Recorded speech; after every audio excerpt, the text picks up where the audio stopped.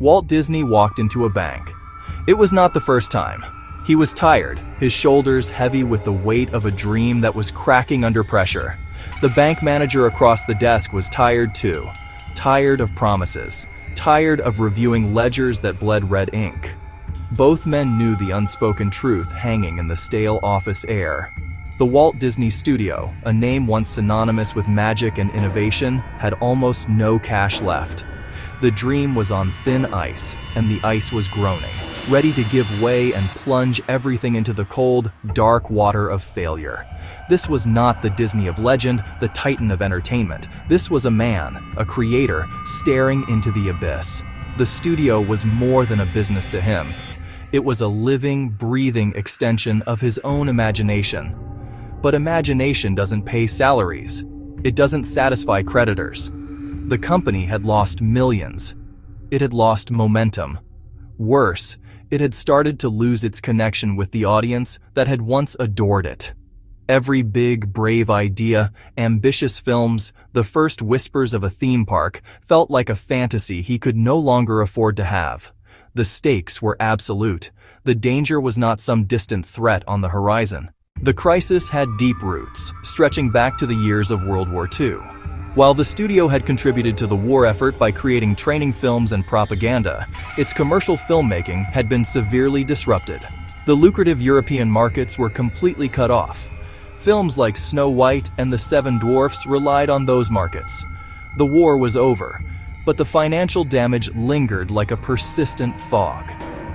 The money made during those years was long gone, spent keeping the studio afloat and building a sprawling new studio lot in Burbank. The post-war era brought new challenges. Tastes were changing. The audience that returned was different, more cynical and less enchanted by fairy tales. The studio tried to adapt with package films, Make Mine Music Fun, and Fancy Free. These were collections of shorter animated segments. They were cheaper and faster to produce, but they lacked the epic scope and emotional heart of earlier masterpieces. They felt like stopgaps. Box office returns reflected that, some money, but not nearly enough. Inside Burbank, a quiet anxiety settled over the artists and animators. They poured their souls into every cell. They had mastered the art of breathing life into drawings. They still showed up every day. They still sharpened their pencils and mixed their paints with love and dedication. In the midst of this desperation, they turned back to what they knew best. They looked to the timeless library of classic fairy tales, searching for a story with the power to connect, to enchant, to remind people of the magic they had once felt. The story they landed on was simple, familiar, and filled with a quiet, powerful hope. It was the tale of a kind-hearted girl, a cruel stepmother, a dream that refused to die. It was the story of Cinderella. Walt had considered adapting it before the war, but now it felt different. It felt essential. He saw in her story a reflection of their own plight, a struggle against overwhelming odds. This was not going to be another cheap package film. Walt knew they had to go all in. They had to create a full-length animated masterpiece on the scale of Snow White. This was an enormous gamble. The film would cost nearly $3 million to produce. The company was already $4 million in debt. It would require pulling all of their best talent off other projects and focusing every resource on this one single bet. Many on the business side, including Roy, were terrified. They argued it was too risky. They warned another failure would be a fatal blow. Walt, however, was resolute. He saw the potential for magic in the story. He saw a chance to create something beautiful and emotionally resonant. He pushed forward, driving his team with creative passion and fierce determination. He made a critical decision to shoot a live-action reference version of the entire film first. As production on Cinderella neared its end, the tension within the studio was palpable. The animators worked grueling hours, meticulously drawing and painting each of the hundreds of thousands of frames by hand. They were exhausted but also driven by a shared sense of purpose. They knew what was at stake. Every shimmering detail on the ball gown was a small act of faith. Every comical antic of the mice was a small act of faith. Every tear on Cinderella's cheek was a small act of faith. They were not just making a movie. They were trying to animate their own salvation. The fate of their jobs rested on the tip of their pencils. The fate of their studio rested on the tip of their pencils. The fate of Walt's entire dream rested on the tip of their pencils. The money men, the bankers from Bank of America, watched with nervous, hawk-like intensity. They would visit the studio for screenings of rough, unfinished sequences. Some were impressed by the artistry and the emotional pull of the story. They saw the charm and the commercial appeal. Others remained skeptical, seeing only the mounting costs and the tremendous financial risk.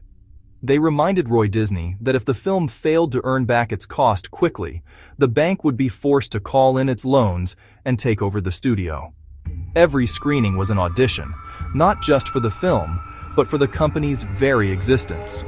Walt had to become a salesman as much as a showman. He used every bit of his legendary charm and conviction to keep the bankers at bay. He walked them through his plans for the film's release. He walked them through his plans for the massive merchandising campaign that would accompany it. He showed them how the music would be published and sold. On February 15, 1950, Cinderella premiered. The air in theaters across the country was filled with a sense of anticipation. Families, weary from the austerity of the post-war years, were starved for a dose of genuine wonder. They were looking for something to believe in again.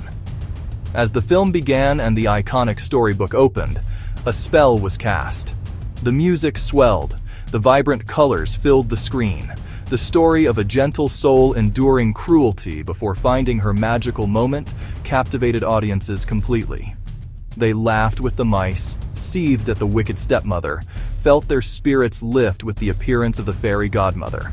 The reaction was immediate and overwhelming. The film was a colossal success. Ticket sales soared beyond anyone's wildest expectations. It became the studio's biggest hit since Snow White. The box office brought in a tidal wave of cash. The initial $8 million it earned in its first run wiped out the studio's crippling debt. Looking back, the story of Cinderella is more than just the story of a successful movie. It is a lesson in the delicate dance between art and commerce, between risk and faith. Walt Disney learned a profound lesson during those dark years. He learned that while fiscal responsibility was crucial for survival, it was the bold, creative vision that could ultimately lead to salvation. He discovered that by betting on a simple story told with immense care and deep emotional truth, he could not only fix a broken ledger, but also reconnect with the soul of his audience.